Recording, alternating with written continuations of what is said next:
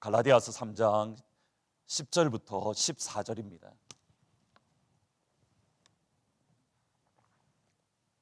같이 한 목소리로 읽습니다. 시작. 무릇 율법의 행위에 속한 자들은 저주 아래에 있나니 기록된 바 누구든지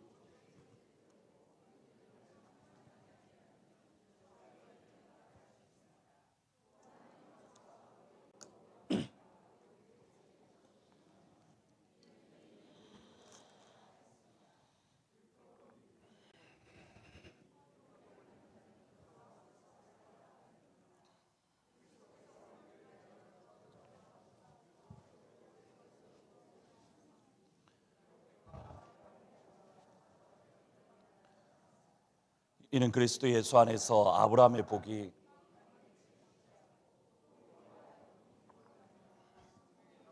받게 하려 함이라. 아멘.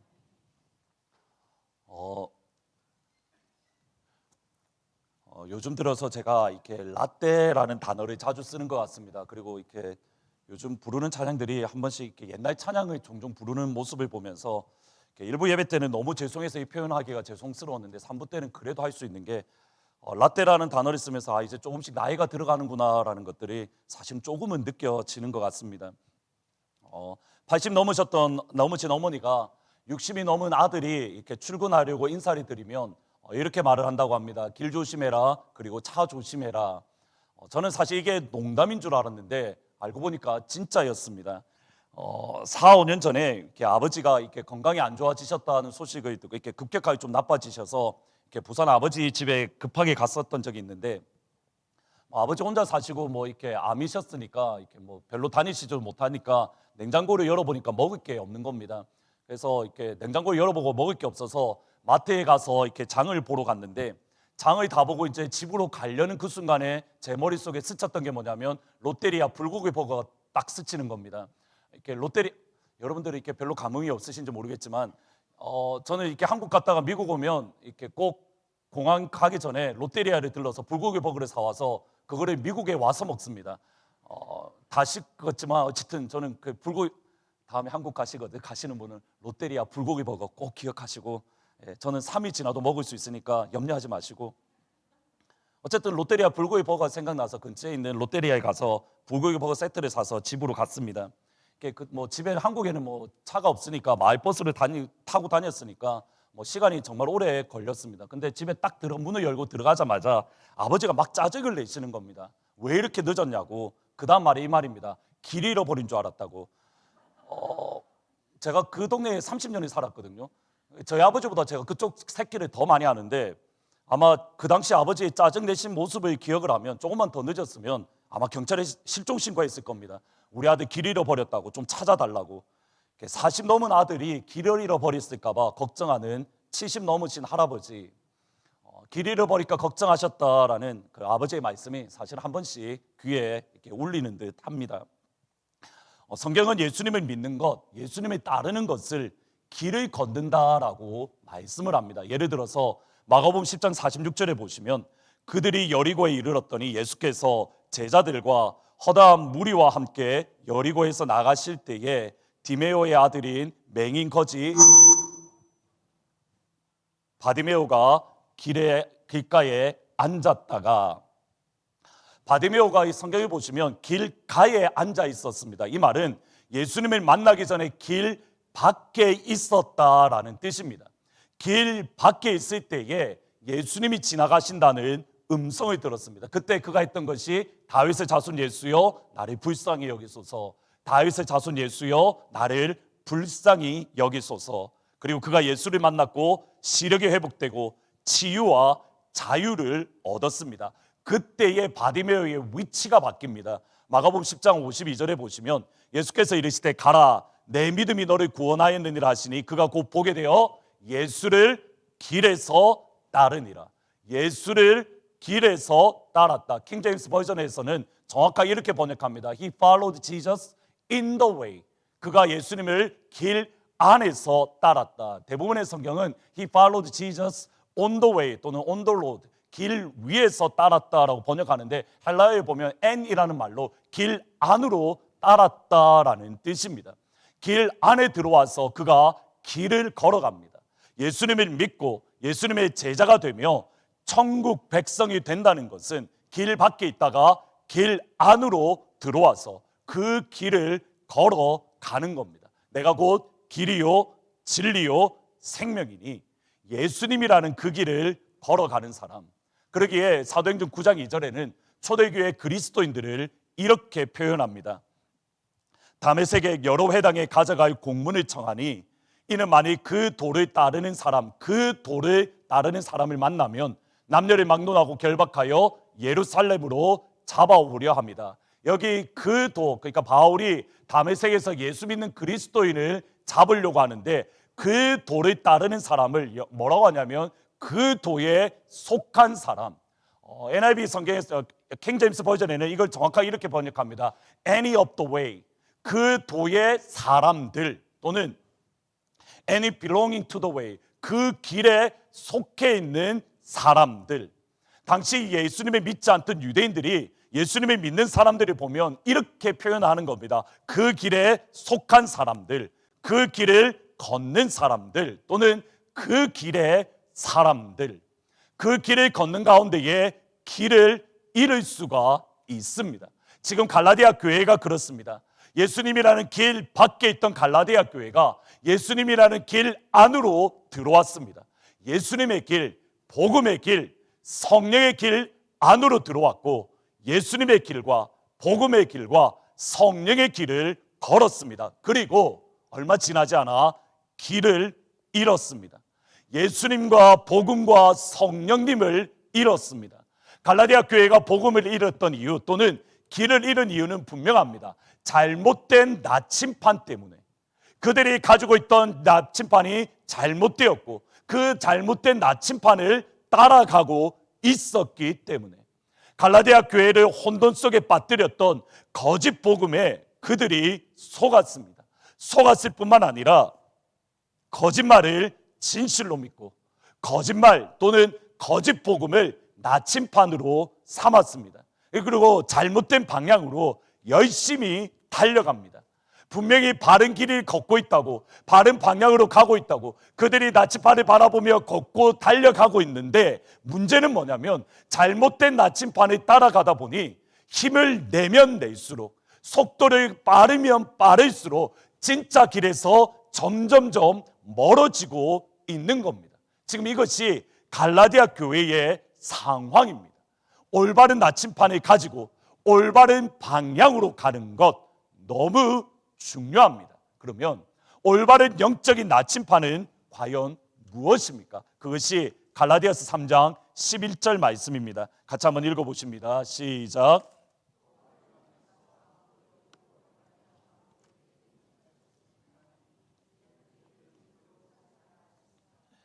여기 보시면 의인은 믿음으로 말미암아 살리라. 의인은 믿음으로 말미암아 살리라. 이것이 올바른 영적인 나침판입니다.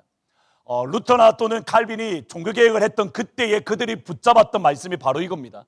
잘못된 나침판, 로마 캐톨릭이 중세 로마 캐톨릭이 잘못된 방향, 잘못된 나침판이 따라갈 때에 그것을 돌이켰던 나침판, 올바른 나침판이 뭐냐면 의인은 믿음으로 말미암아 살리라. 로마서 1장과 그리고 갈라디아서 3장 그리고 하박국 2장에 나오는 이 말씀을 붙잡았습니다. 복음이라는 길을 잃었을 때에 우리가 바른 방향으로 나아가기 위해 점검해야 될 것, 오직 의인은 믿음으로 말미암아 살리라. 우리가 성령님을 잃었을 때에 우리가 다시 한번 성령의 길을 걷기 위해서 우리 자신을 점검해야 되는 것은 이겁니다. 오직 의인은 믿음으로 말미암아 살리라. 오직 의인은 믿음으로 말미암아 살리라. 여러분, 이것이 그리스도인의 영적인 나침판입니다. 그러면 질문은 이겁니다. 이렇게 중요한 믿음으로 말미암아 산다는 이 말의 구체적인 뜻 또는 구체적인 의미가 무엇입니까? 그것이 13절, 14절인데 첫 번째로 믿음으로 말미암아 산다는 첫 번째 뜻은 하나님이 하셨습니다. 믿음으로 말미암아 산다는 첫 번째 뜻은 하나님이 하셨다. 갈라디아서 3장 13절 말씀 같이 한번 읽어보십니다. 시작. 그리스도께서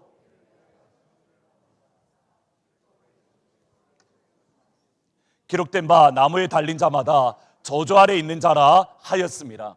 지금 13절에 보면 중요한 개념이 두 가지가 등장합니다. 첫 번째로는 우리는 율법의 저주 또는 율법의 심판 아래에 있습니다. 정확하게는 율법의 저주라는 감옥에 갇혀 있는 상태. 율법의 저주, 율법의 심판은 당시 갈라디아 교회를 혼란하게 만들었던 거짓 복음 또는 거짓말이 무시했던 하나님의 말씀입니다. 당시 거짓 교사들, 그러니까 갈라디아 교회에서 복음을 가르쳤던 거짓 교사들이 가르쳤던 거짓 복음의 핵심은 여기에 있습니다. 율법을 지키면 복 받습니다. 율법을 지키면 살 수 있습니다. 율법을 지키면 아브라함의 자손이 됩니다. 여러분, 이것이 거짓 교사들이 가르쳤던 거짓 복음의 핵심입니다. 하나님의 말씀을 지키면 복 받습니다. 하나님의 말씀을 지키면 살 수 있습니다. 하나님의 말씀을 붙들면 하나님의 자녀가 될 수 있습니다. 여러분, 근데 고민스러운 것은 뭐냐면 구약 성경을 여러분 가만히 읽어보면 신약 성경도 그렇지만 율법을 지키면 복을 받는다, 율법을 지키면 살 수 있다, 성경에 수없이 많이 등장합니다. 예를 들어서 레위기 18장 5절 말씀을 보시면 이렇게 말합니다. 너희는 내 규례와 법도를 지키라. 사람이 이를 행하면 그로 말미암아 살리라. 나는 여호와니라. 여러분, 이 표현 다시 한번 보셔야 됩니다. 너희는 내 규례와 법도를 지키라. 사람이 이 법도와 규례를 지켜 행하면 그로 말미암아 살리라. The man who obeys them will live by them. 여러분, 아까 기억하십니까? The righteous shall live by faith.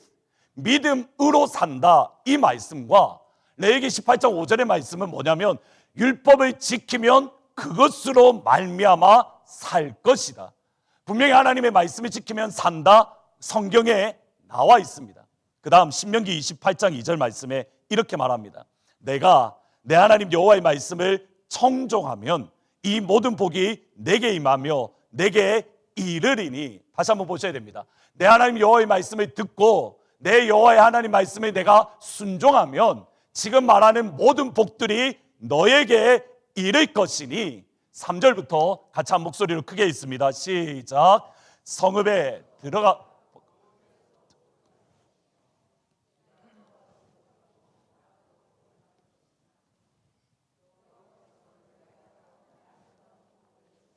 내 땅에 때를 따라 비를 내리시고 내 손으로 하는 모든 일에 복을 주시리니 내가 많은 민족에게 구워줄지라도 너는 꾸지 아니할 것이요 여호와께서 너를 머리가 되고 꼬리가 되게 하지 않게 하시며 위에만 있고 아래에 있지 않게 하시리니 오직 너는 내가 오늘 내게 명령하는 내 하나님 여호와의 명령을 듣고 지켜 행하라. 아멘.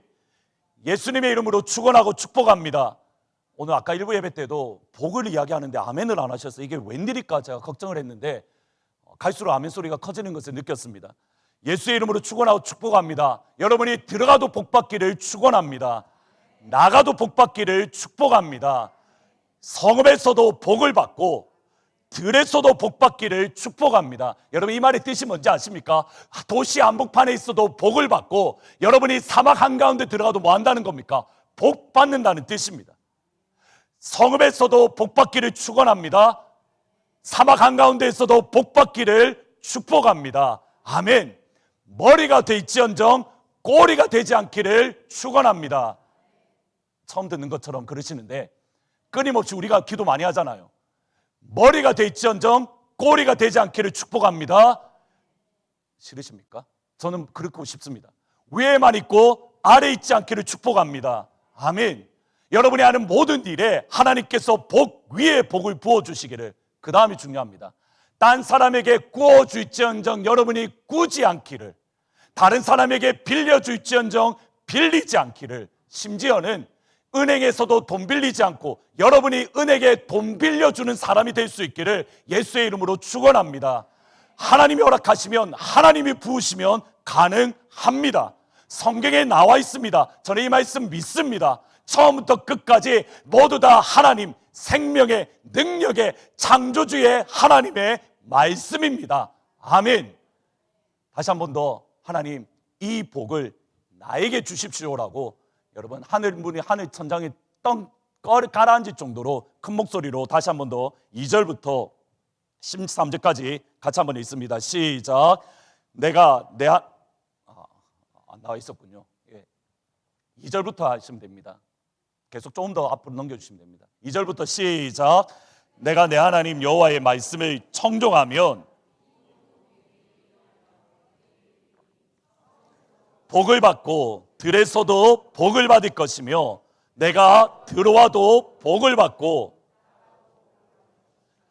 여호와께서 너를 위하여 하늘에 아름다운 보고를 여시사 내 땅에 때를 따라 비를 내리시고 내 손으로 하는 모든 일에 복을 주시리니 내가 많은 민족에게 구워줄지라도 너는 꾸지 아니할 것이요 여호와께서 너를 머리가 되고 꼬리가 되지 않게 하시며 위에만 있고 아래에 있지 않게 하시리니 오직 너는 듣고 지켜 행하면. 아멘. 이 축복이 사랑하는 하트포드 제2장로교회 모든 성도님 한 분 한 분에게 임하기를 예수의 이름으로 축원합니다. 아멘. 나아가서 이 축복의 말씀은 여러분의 자녀들에게 가르쳐야 될 말씀입니다. 신명기 28장과 연계되는 신명기 29장에서 이렇게 말씀합니다. 내가 이 언약과 맹세를 너에게만 세우는 것이 아니라 오늘 우리 하나님 여호와 앞에서 우리와 함께 있는 자와 오늘 우리와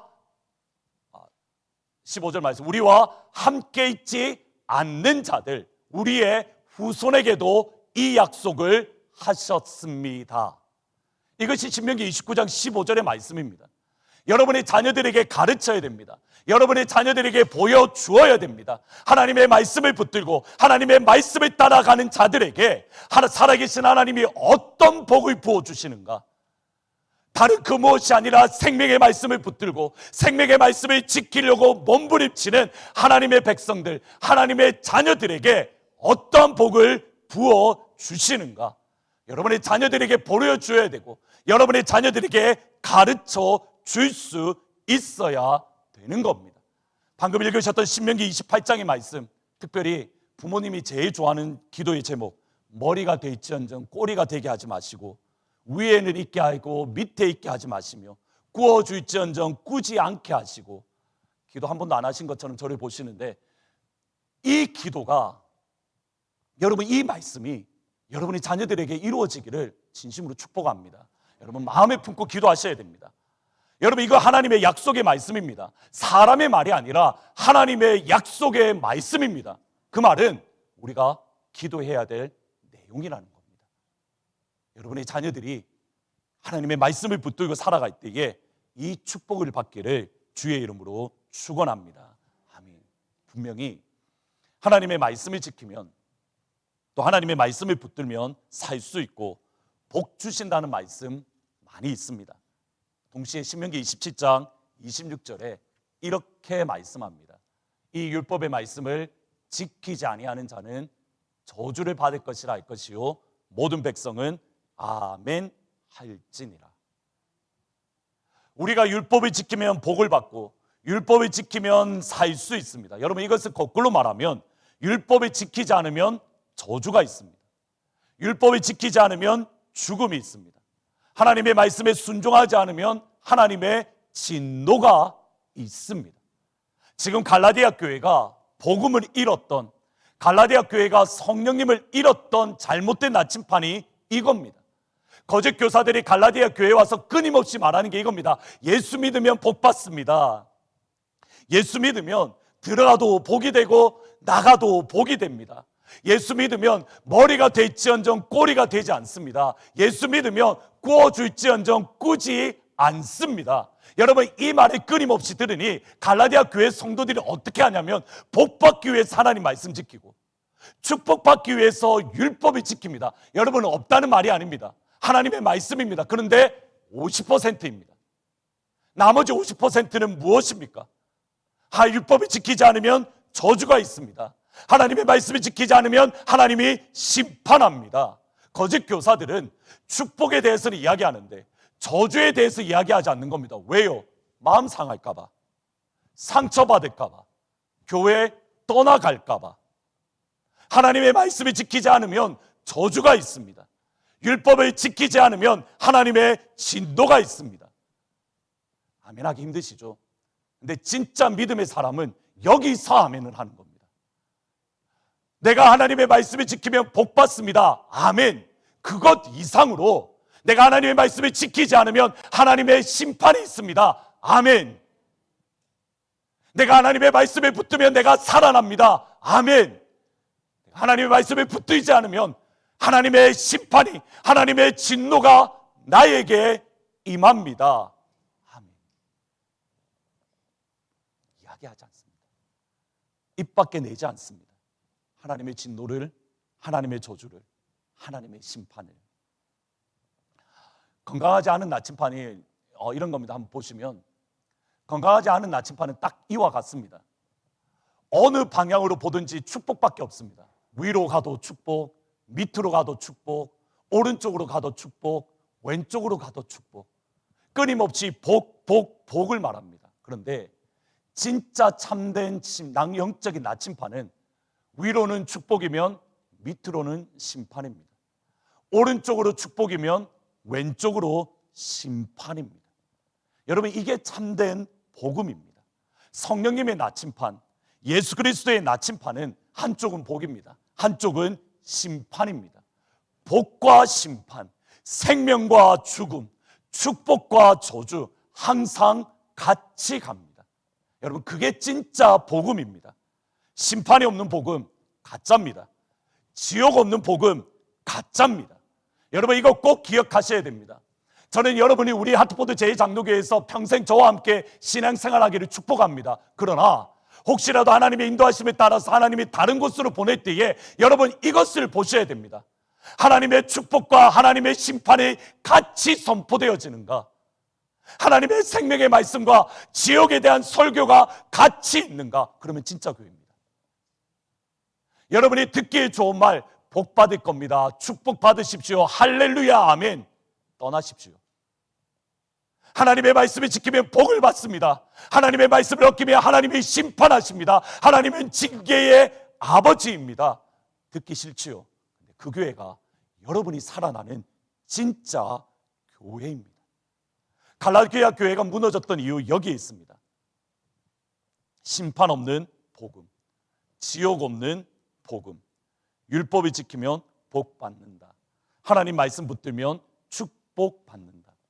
그리고 여기에 바울과 우리의 고민이 있습니다.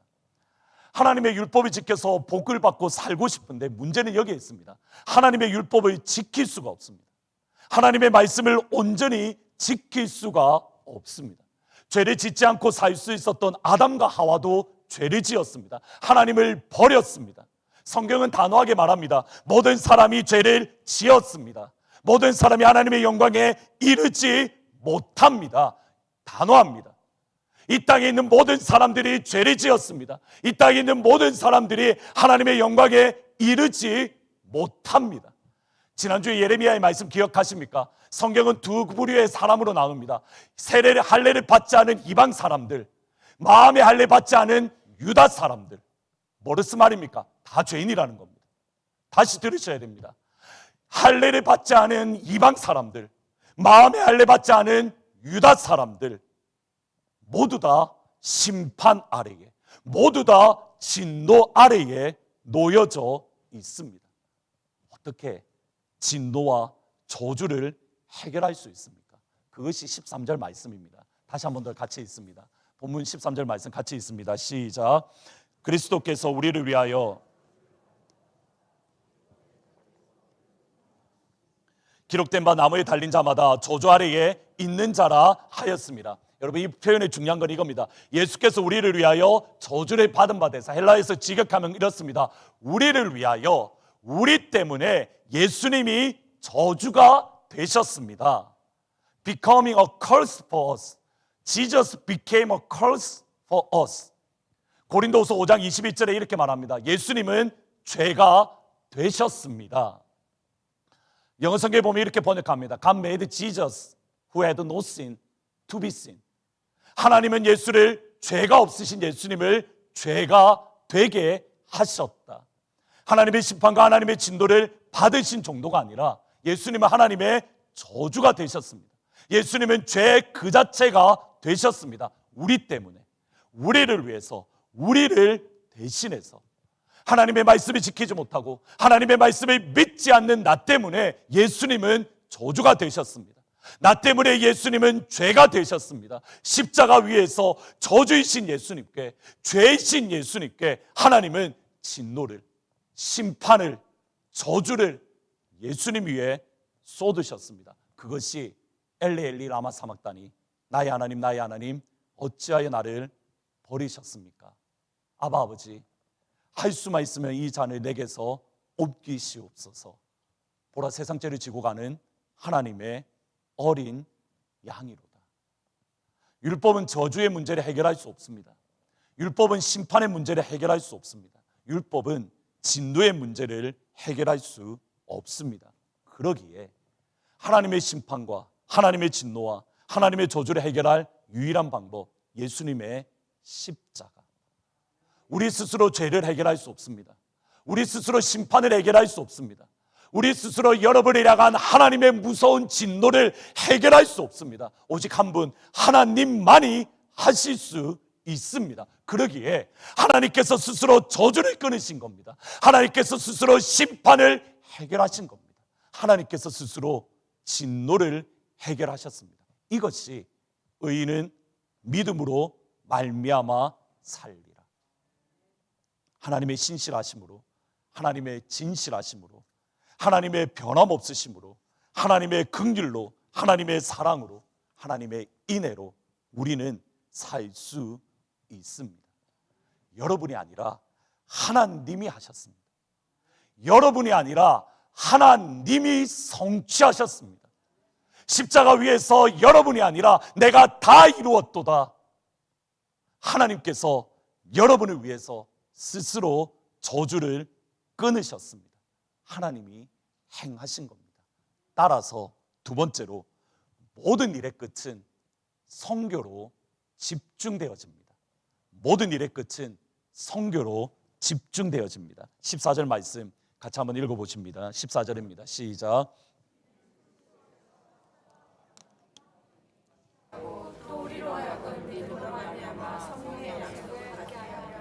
14절의 첫 단어가 우리나라 말에는 이는이라는 말입니다. 이 말은 히나라는 헬라어 단어로 목적이라는 뜻입니다. 또는 결과라는 뜻입니다. 그러니까 13절의 결과가 14절이고 13절의 마지막 목적이 14절. 다시 말하면 13절, 14절을 같이 읽어야 됩니다. 먼저 13절 말씀 먼저 읽어봅니다. 시작. 그리스도께서 우리를 위하여 저주를 기록된 바 나무에 달린 자마다 저주 아래 있는 자라 하였습니다. 13절에 보면 이렇게 말합니다. 예수께서 저주가 되셔서 우리를 율법의 저주에서 구원해 내셨습니다. 그게 13절입니다. 이유는 뭐냐면, 목적은 뭐냐면 그게 14절입니다. 14절 말씀 다시 있습니다. 시작. 이는 그리스도 예수 안에서 이방인에게 미치게 하고 또 우리로 하여금 믿음으로 말미암아 성령의 약속을 받게 하려 합니다. 여러분 잘 보셔야 됩니다. 13절, 14절은 연결되어져 있습니다. 먼저 13절입니다. 예수님이 저주가 되었습니다. 따라서 우리가 속량 구원을 받았습니다. 화면초로 바꿔주시면 됩니다. 보셔야 됩니다. 13절에 예수님이 저주가 되셨습니다. 우리가 속량 구원을 받았습니다. 따라서 아브라함의 복을 누가 받았습니까? 우리가 받았습니까? 아니요. 오픈북이었습니다.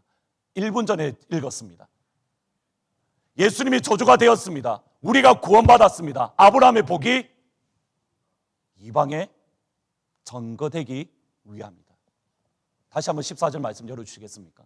이는 그리스도 예수 안에서 아브라함의 복이 이방에게 미치게 하고. 다시 보셔야 됩니다. 예수님이 나를 위해서 예수님이 저주를 받았습니다. 내가 속량되었습니다. 내가 속량됨으로 누가 복 받습니까? 이방인이요. 예수님이 저주가 되었습니다. 내가 구원받았습니다.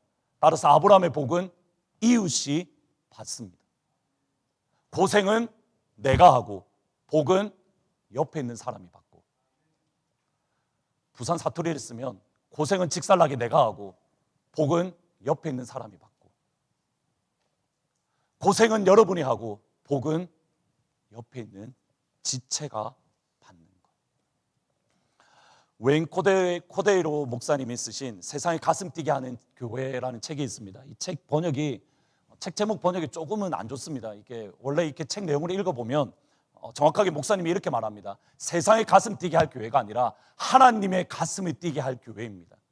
하나님의 가슴을 뛰게 할 교회가 어떤 교회인가 12가지로 쭉 설명을 하는데 그 중에 8번째에 이런 말씀을 합니다. 교회를 개척하시고 초창기에 성도들과 나누었던 대화를 소개하시는데, 교회를 개척하시고 건물이 없다 보니까 학교 강당을 빌려서 주일마다 예배를 드렸습니다.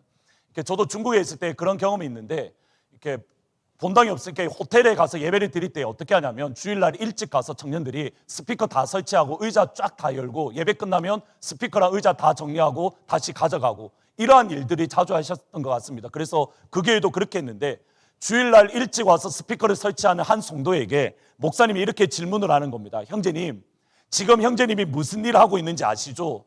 예, 목사님, 저 지금 스피커 설치하고 있습니다. 스피커 설치하는 게 전부일까요? 목사님, 저 지금 6개월 동안 이 일 했는데요. 그 다음에 목사님의 대답이 이겁니다. 형제님은 스피커를 설치하는 일 이상의 훨씬 많은 일을 하고 있습니다. 어쩌면 누군가가 평생 처음 듣는 것일지도 모를 복음을 선명하고 잡음 없이 들을 수 있도록 섬기고 계시잖아요.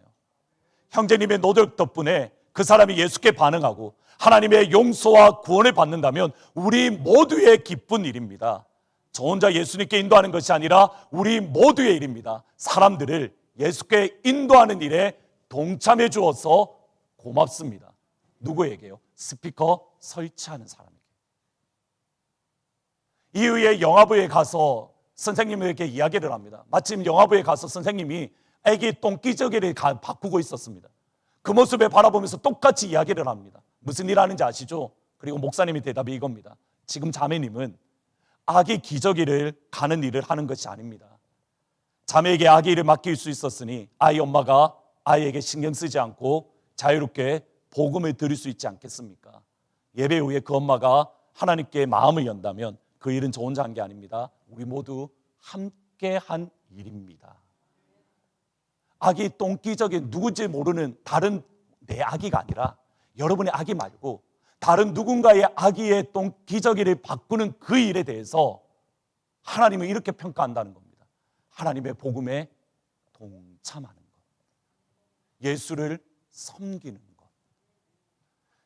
여러분의 아기 똥기저귀 바꾸는 것도 때로는 구역질 나시잖아요. 남의 아기 거 바꿀 때 여러분 그게 쉽겠습니까? 저는 저희 집에 미키를 키우는데 똥 떤 소리인데, 얘가 집에만 들어가면 똥을 여기저기 다 싸놓는 겁니다.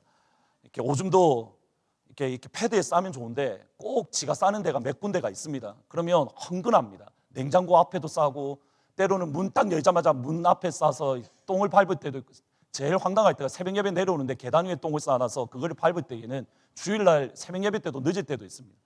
그거 바꾸는 것도 저는 속상합니다. 이렇게 때로는 구역질 할 때가 있습니다. 누군지 모르는 또는 다른 아이의 그것을 바꾸는 것을 하나님은 뭐라고요? 주의 복음에 참여하는 일. 이번 한 주 동안 계속적에서 히스기야 왕에 대한 생각을 참 많이 했던 한 주간입니다. 히스기야는 기도의 사람입니다. 기도함으로 아수르라는 최강 군대 나라를 물리쳤습니다. 기도함으로 자기의 병이 치료함 받는 기적을 경험했습니다. 그때에 히스기야의 마음에 교만이 자리 잡혔고 하나님은 그 교만에 대해서 심판을 말합니다. 너의 자녀 때에, 너의 후손의 때에 내가 완전히 진멸할 거야. 히스기야의 왕의 자손들이 바로 그 앞절에 보면 뭐라고 이야기하냐면 히스기야가 가지고 있는 모든 부유가 다 빼앗길 거고, 나아가서 히스기야의 자손들이 내시가 될 거야. 왕족인데 내시가 될 거야. 하나님이 정말 두려운 심판을 합니다. 근데 하나님의 두려운 심판이 선포된 다음에 히스기야의 반응이 제가 이해가 되지 않았습니다. 이사야 39장 8절 말씀 같이 한번 읽어보십니다. 시작. 히스기야가 이사야에게 이르되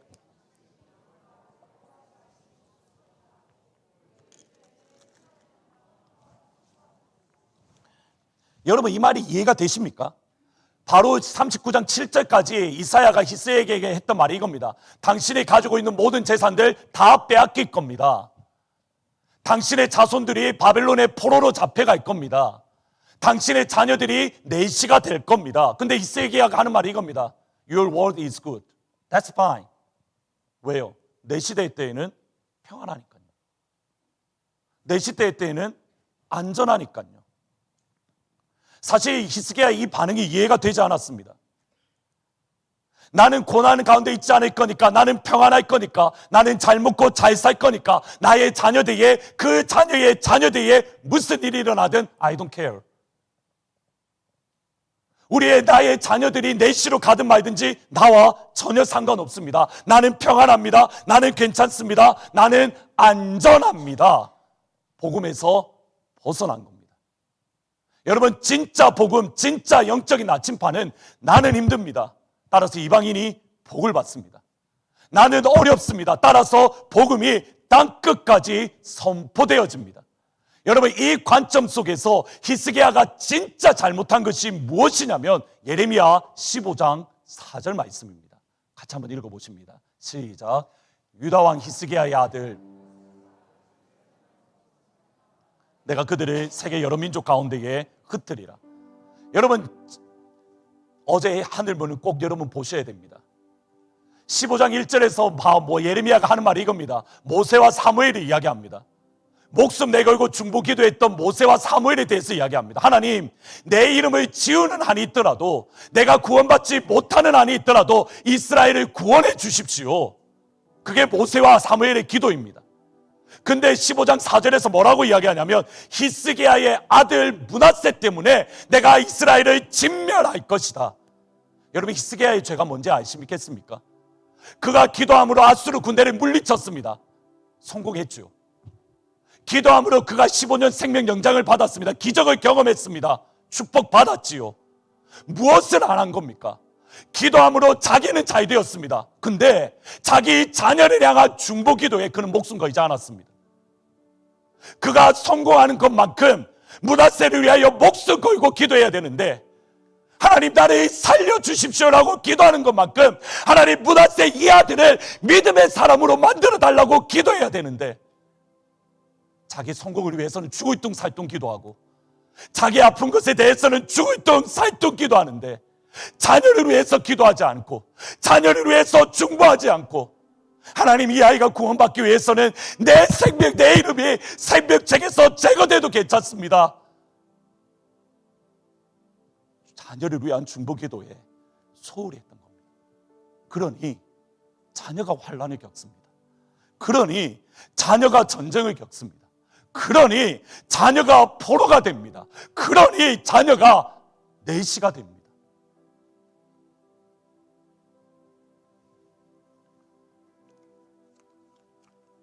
부모님 세대인 저희들이 정말 고민하고 고민해야 될 내용이 여기에 있습니다. 여러분, 성공하셔야 됩니다. 맞습니다. 그런데 여러분이 정말 목숨 걸고 해야 될 것, 여러분의 자녀 세대를 향하여 하나님 이 아이를 믿음의 사람으로 만들어 달라고. 여러분, 이후에 히스기야는 떵떵거렸습니다. 나라 구했잖아요. 병에서 치유받았잖아요. 재산 많지요. 나라 강대하지요.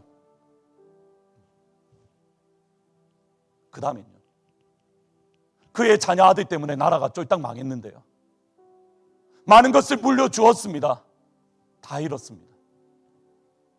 여러분, 진지하게 고민하셔야 됩니다.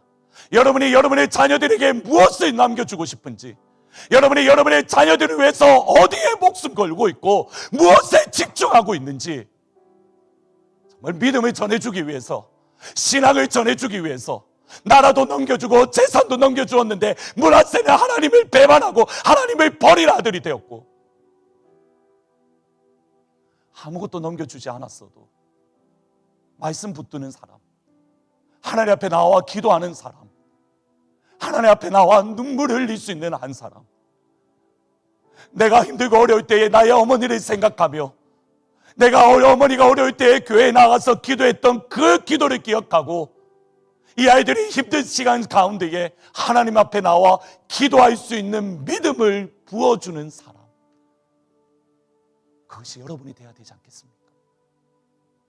그것이 여러분이 되어야 되지 않겠습니까?